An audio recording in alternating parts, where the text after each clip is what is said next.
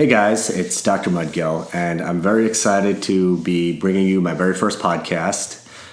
The goal of this podcast for me is bringing inspirational stories to anyone who's interested in listening. And there's no better person to start this podcast with than the original Dr. Mudgil, my mother, who to me has an incredibly inspirational story that I think everyone would love to hear. So Ma, I'm glad to have you here as my first guest. Mm-hmm. And I guess why don't we just start by you telling us a little bit about yourself, like where you were born, when you were born, and that sort of stuff. You know, maybe we'll briefly touch on your childhood a little bit. And then we'll kind of talk about what I think is the most inspirational part of your story. It's almost bringing me to tears. Just about how you succeeded here. I was born at SOUNDCLOUD, which is now in West Pakistan. So sorry to interrupt. So India basically separated in 1947, and my mom was born in 1939. It was one big country at that point. It was just all India. And then in 1947, the country divided into India and Pakistan. So just continue with that. So I was there till I was age 7 or about 8. And when Pakistan occurred and we had to leave our house and everything and come to India because they were trying to burn our house and there was a lot of chaos. They wanted to kill people and burn their property. So we had to leave our house and come to some refugee camps. So just in case you're not familiar with the history, in 1947, all the Muslims went to Pakistan and anyone who was Hindu went to India. So my grandfather had a very successful business there and a home, but essentially they had to abandon everything. And Ma, you said you were like 8 years old at the time? Yeah. And so it was basically just chaos, you know, like my mom was saying, those mass riots and, you know, my mom's, I don't know, did your home get burned down or? No, it wasn't burned down because my father put it on his name of the foreman who was Muslim. Okay, so that protected the house. That protected the house. And then do you remember much of that period? Do you remember like migrating to India? Yeah, we had to live in someone else's house. Sometime we borrowed their house to stay for some time in Jammu, and then it was very difficult to get out from there. And one of my cousin who was a little bit in politics and all that, he tried to get us a truck, and we all got in that after 2 months, and we came to Delhi, and from Delhi they were not letting anyone go beyond it because they want all refugees to be kept there. So like, what about all your stuff that you had, you know, your belongings? Those were all left behind? They were all left there. Only we had some luggage, some clothing and some bedding, stuff like that, which was most essential. And my mother only could bring her jewelry and stuff like that. So who was with you? Was Baoji, my grandfather, my grandmother? It was my father, my mom, and aunt, my father's sisters, their families. So we were all together. What about siblings? Did you have any siblings at that point? Yeah, we were like 3 of us, children of my father. One was born on the way. Where was he? Who that was uncle? That was Neetam. Okay, so my mom is the oldest, and then you have a brother. Uncle is what, 2 years younger than you? Yes. And then Neetamasi is how much younger? She's about 7 years younger than me. So where was she born? She was born on the way. Like in a hospital or? No, she was born at home. Wow. You know, where we were living, the house which we had borrowed. So who cut like the umbilical cord and stuff? Some nurse we could find. Okay. She came and took care of it. So it was. My father wasn't even home when my sister was born. So it was like big chaos, but we had like rest of the family, like my aunts and all, so they helped out. And we couldn't get milk because all the Muslims had left because it was India. And we had to catch a cow and keep it and my uncle could milk it, you know, so we could have some milk. Wow. So then we came from Delhi to Lucknow because my father said it's not stamped on our foreheads that we are refugees. he had money, so he bought tickets, and we took a train. We came to Lucknow, where we had some relatives, and we stayed with them. And my father opened a business which didn't run, so he had to close it and look for a job. So he went to a friend who was a friend of his from college, and he said, "You come here. Don't worry. We'll find you a job." Where was that? Where did you go to then? He went to Calcutta. Okay. And that's pretty much where you grew up Yes. after that, right? So we were in Calcutta. My father stayed till he came to USA. So then you were at what, like 9 or 10 years old when you were in Calcutta? I was about then 10 years old when we went to Calcutta. And I had to learn Bengali, but my father said, "Don't learn Bengali." So I took my high school exam privately, by private tuitions. I didn't attend school or anything. So you were basically like homeschooled essentially? Homeschool essentially. And then... So I was 13 when I did high school. And then... So you finished high school at 13? Then, because I didn't take math, I couldn't get admission in science. So I had to come back to Lucknow and get admission in science subjects in college. So how old were you when you went to college? I joined college at 13, and I finished 2 years. But to go to medical school, you had to be 17 years old. So I had to do 2 more years of college, which was Isabella Thoburn College in Lucknow. And after that, I went to medical school. Did you know you wanted to be a doctor, or were you kind of pushed into it? No, I always wanted to be a doctor as a child. So at 17, you went to medical school? Yes.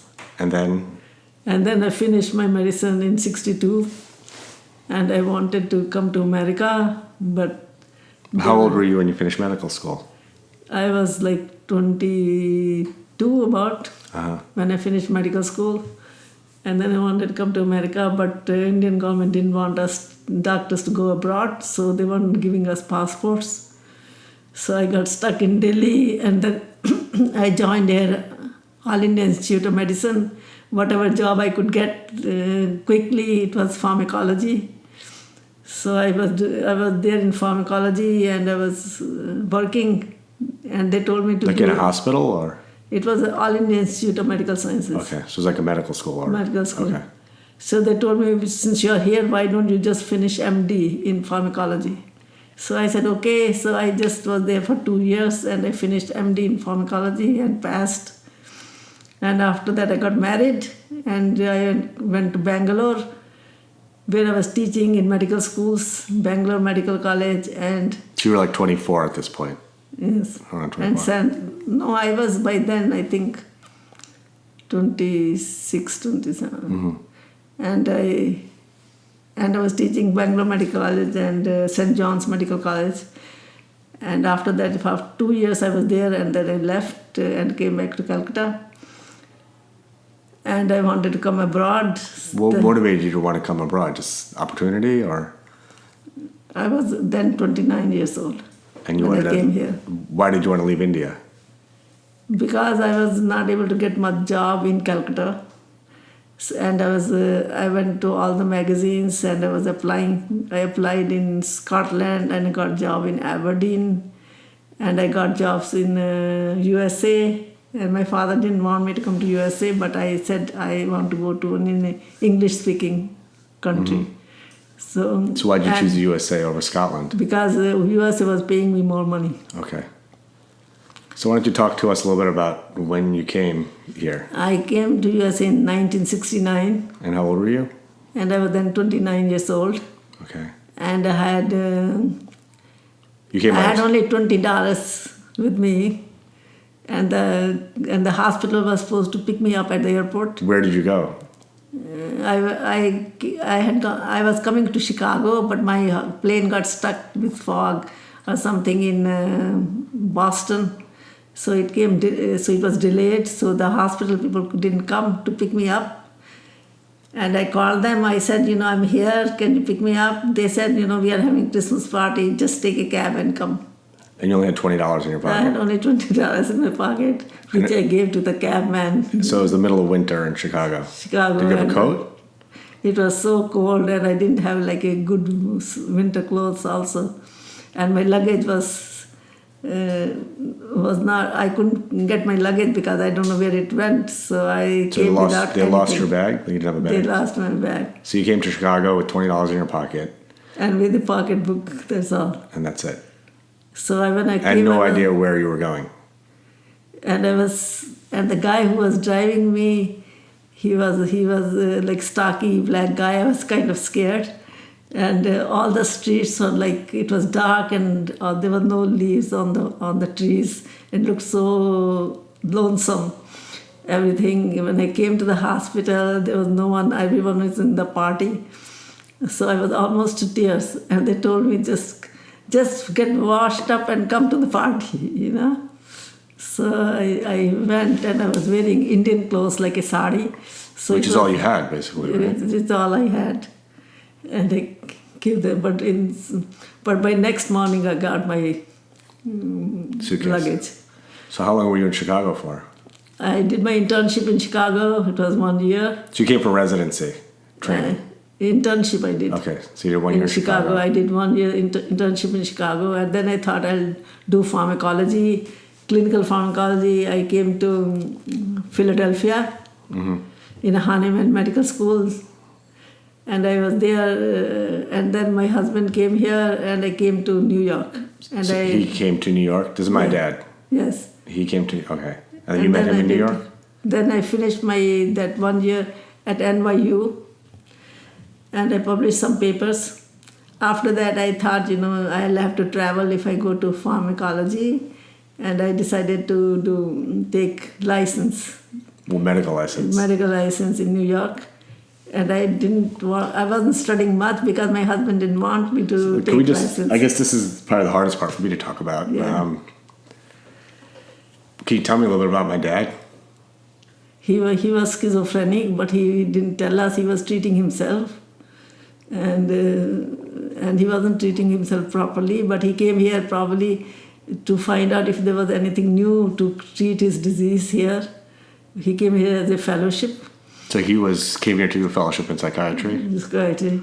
So he got a job also in Brookdale Hospital, and he worked there. So you guys were living in Brooklyn?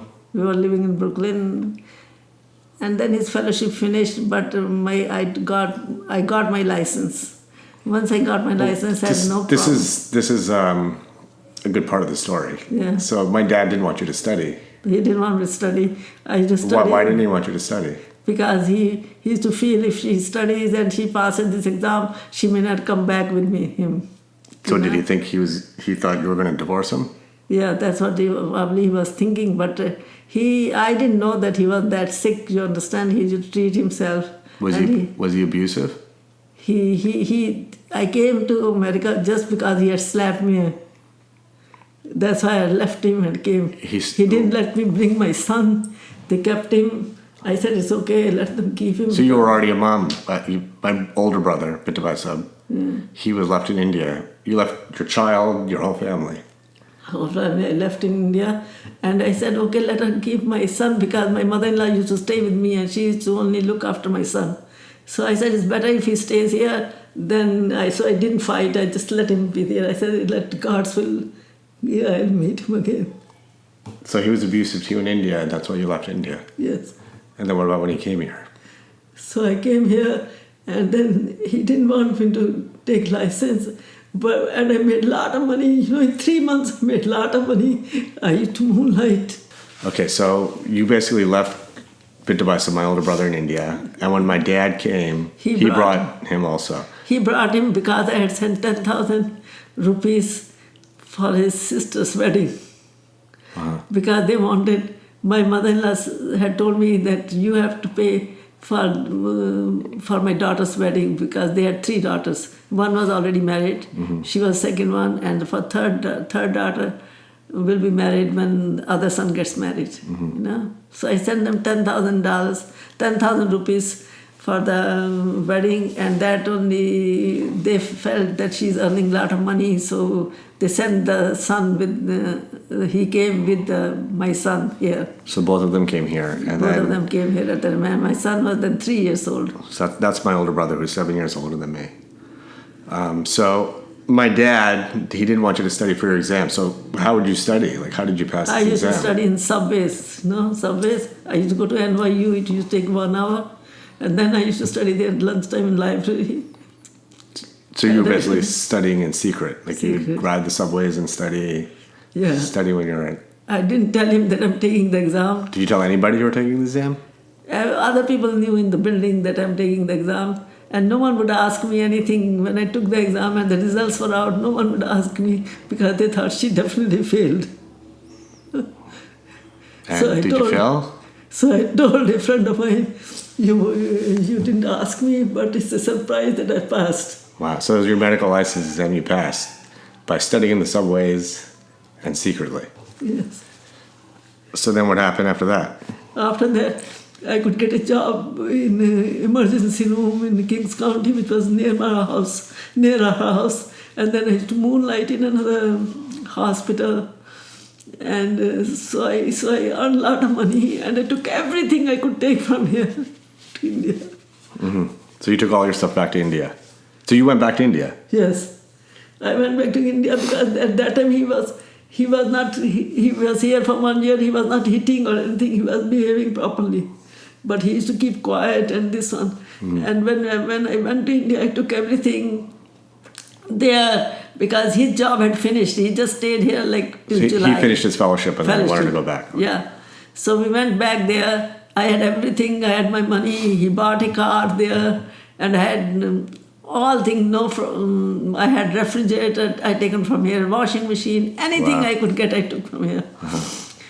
And still we had money that he could buy a car there. And he used to love that car, he used to drive. And he bought it on my name. So basically you were supporting him, he wasn't working at that, he wasn't capable of working? He went home, he had his job, he had the government job. So he went there, but he was to be so angry whenever he used to come back from work because everyone kind of knew that he's not well, So it was very stressful to him.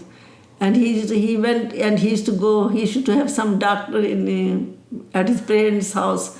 So in 1 year he went back home because he wanted to tell his parents how things are. It's not going well. He may have to leave or something. He used to tell, but he never told me anything. He never tell me anything. So what was the breaking point? See, the thing is, he used to have difficulty. So when we went home in summer, we went home to his family, and then they were discussing what to do, how to do, but they were not telling me what's the real thing. So they knew he was mentally ill. He was mentally ill.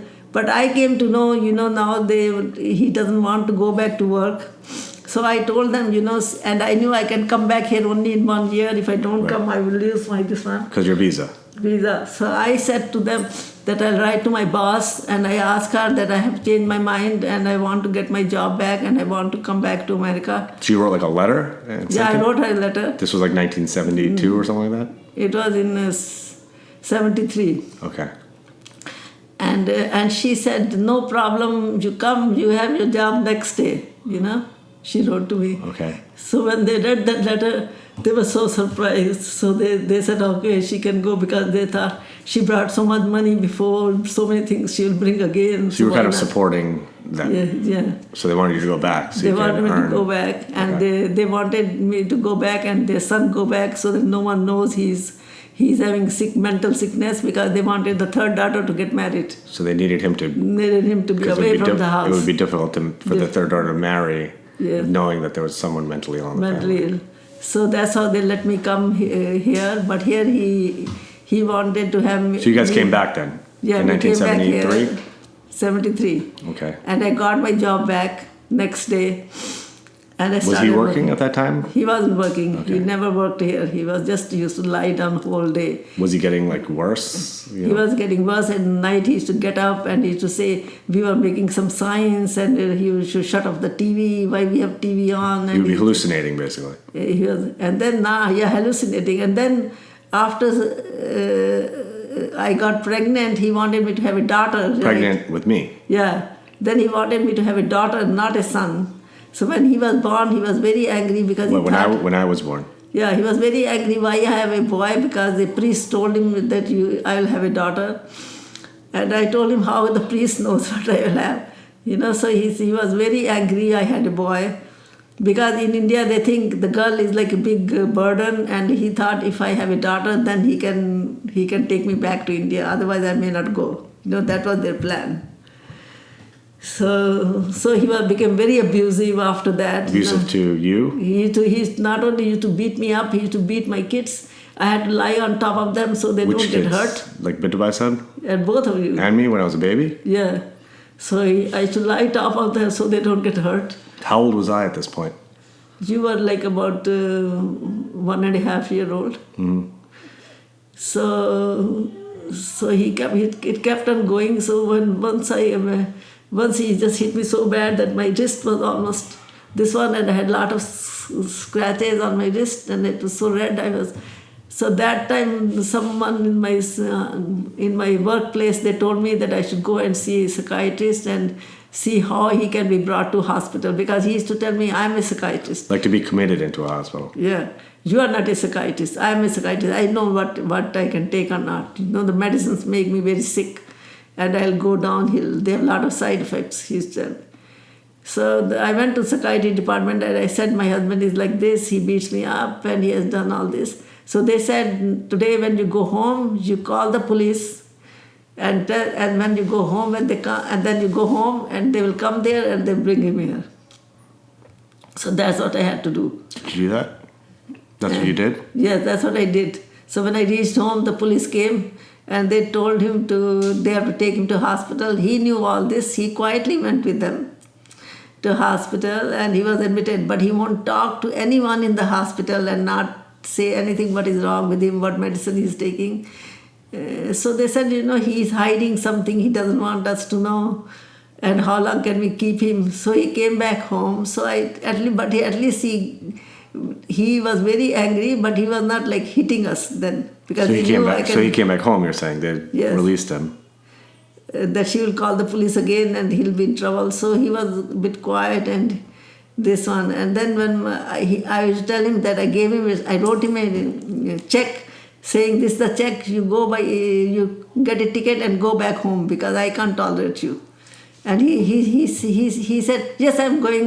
He'll bring the suitcase and put near the door. He never went. Then I called my mother. Was he abusive again at this point or no? He was not very abusive at that time, but he used to talk, but he wasn't hitting. Mm-hmm. So he came. So I called my mother. When she came, she said, why don't you go home? When she says, you can't stay here, you have to go home because you're not behaving properly. He said he's going. He'll come and keep his suitcase again near the door and he's going, but he never went. So my mother said he's not going. So speak to a lawyer. My grandmother, maternal grandmother. Yes. So he says, stop, we'll talk to a lawyer. We talked to a lawyer and we said, I told him that I want separation. I want him to go home for 2-3 years and then I'll come and see him how he's behaving, whether he's working or not. And he said, no, he's not going home. If he has to go home, he wants to go with everyone, So take the whole family back. Yeah. So then how did things... So my mother said he's not going to go. So my lawyer said if you don't go home, she wants a divorce. And he told me you get a divorce because you may not find him again and he can come here and if you die and he will take everything you have. So I said, okay. So the lawyer said you need to get divorced, basically, yes, to protect yourself. Yes. So mom said, then whatever he says, you do. So I just said, okay, I'll get a divorce. And he said, no, he doesn't want to give a divorce. So the lawyer said, you have nothing to say because you've been abusive and all that. You have no say. She can get a divorce. So they called him at the court, and he could go to the court and everything. But when I was pregnant, he couldn't even call a cab. I had to walk to the hospital, which was like 1.5 When you were pregnant with me? Yes. Like when you were about to deliver, you walked to the hospital? Walked to the hospital. If the child could have come on the street, and as soon as I reached there at the desk, they brought me a wheelchair and just sat down fast. And as soon as I went up to this one, he was born in 1 minute. Wow. He put me in so much problems. So I told him, no, I don't want to go. You have to go alone. But then the lawyer said it's okay. When he went to the court, he had to go to the court and present. So the lawyer used to tell us. So we would take out all our stuff and keep in lawyer's basement. So the lawyer took your belongings and protected them. So we slowly vacated it like that, the apartment. Did you have another place to go to? I was staying with a friend in New Jersey. We were all staying there then, probably. Yeah, New Jersey. She was saying, I can help you if there's no one to help. And because she was on vacation, because she had twins. So Who's she used that? to live. Which friend was was that? Shanti. Okay. And we stayed there with her for about a month. Till my brother also came here. Were you still working in Brooklyn at that time? I was working in Kings County. So you were divorced at this point? No, I wasn't divorced yet. You were just living separately? Living there. How old was I? You were like about 3 years old. So then he left.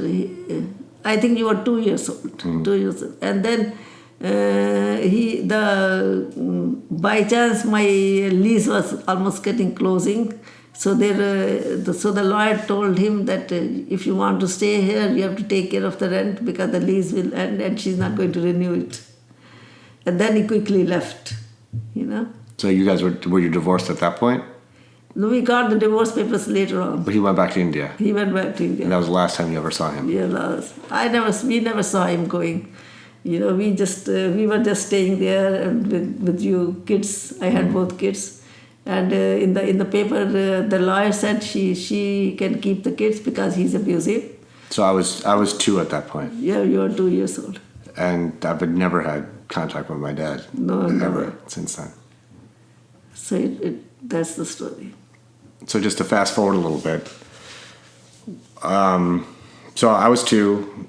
I have never really known my dad. My older brother, Bitabasim, knew him a little bit. But I imagine his memories aren't that great either.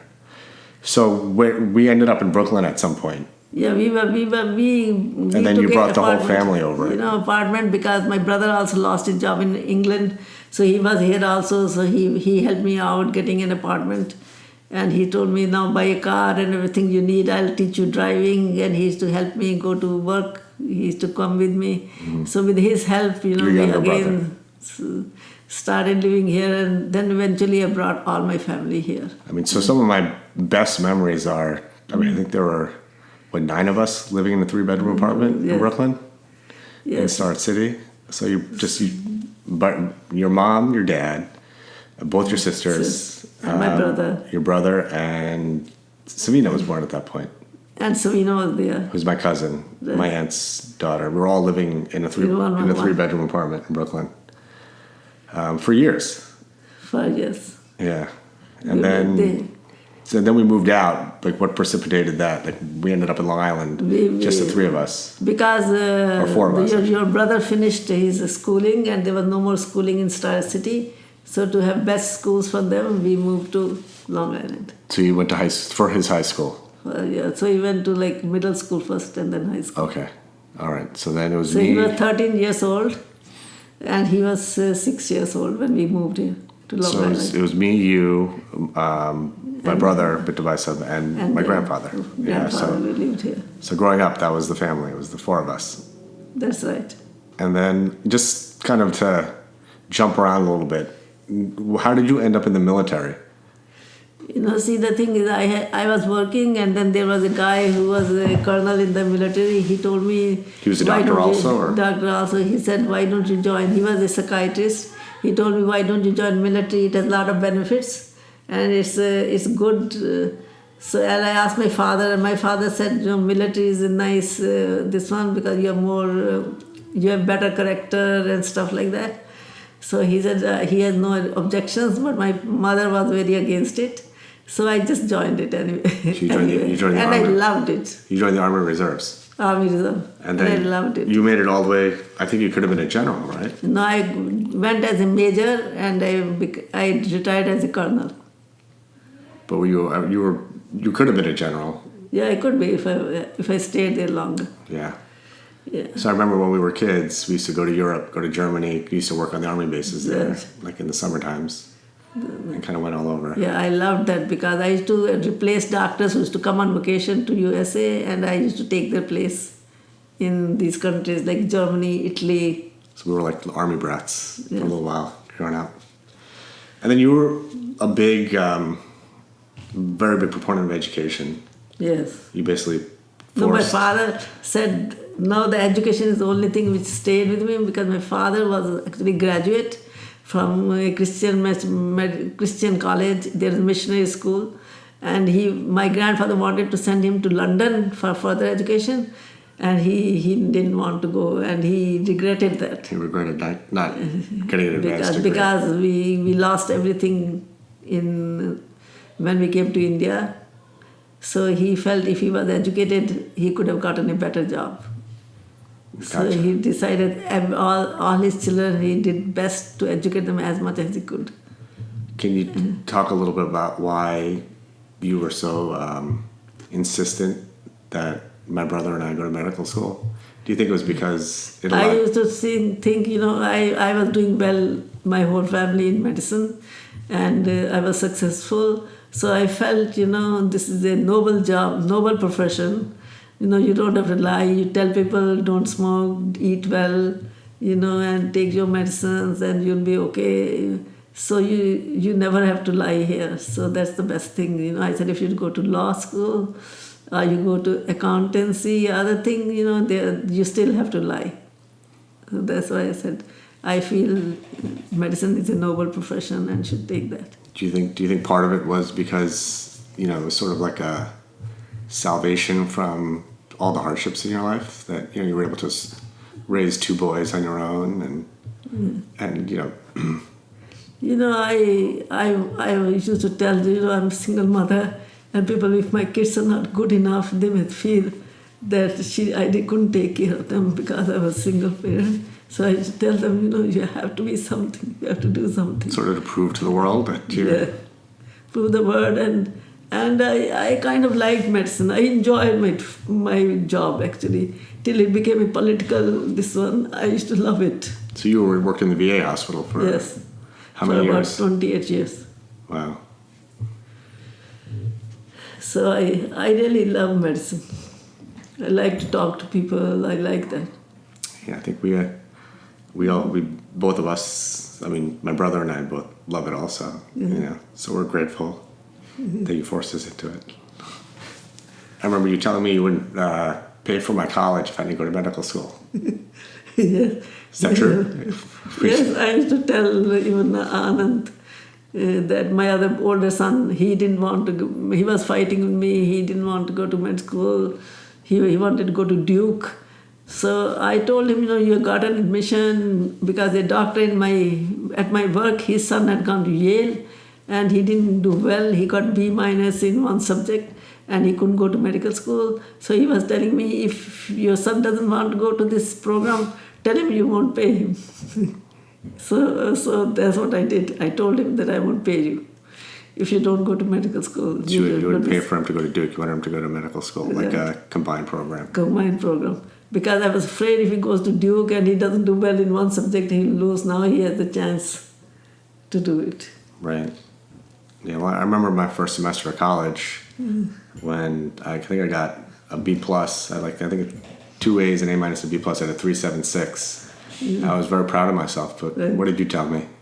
I don't know if you even remember. I don't remember. You told me, what kind of grades are these? Like, if you don't pull up your GPA, then you're going to go to state school. I'm going to send you to Binghamton. So I didn't get anything less than an A for the rest of college. He did very well.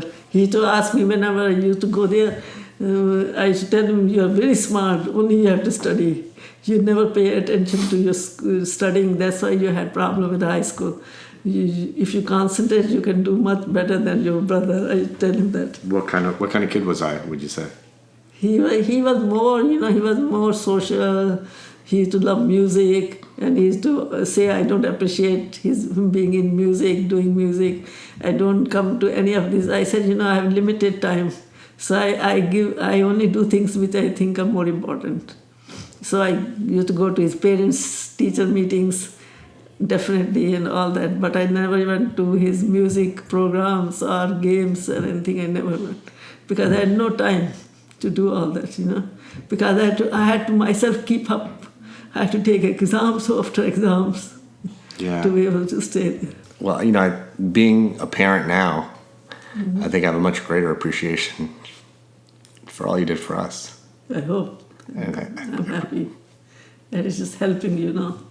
yeah, well, I appreciate it. And I love you. Thank you. All right.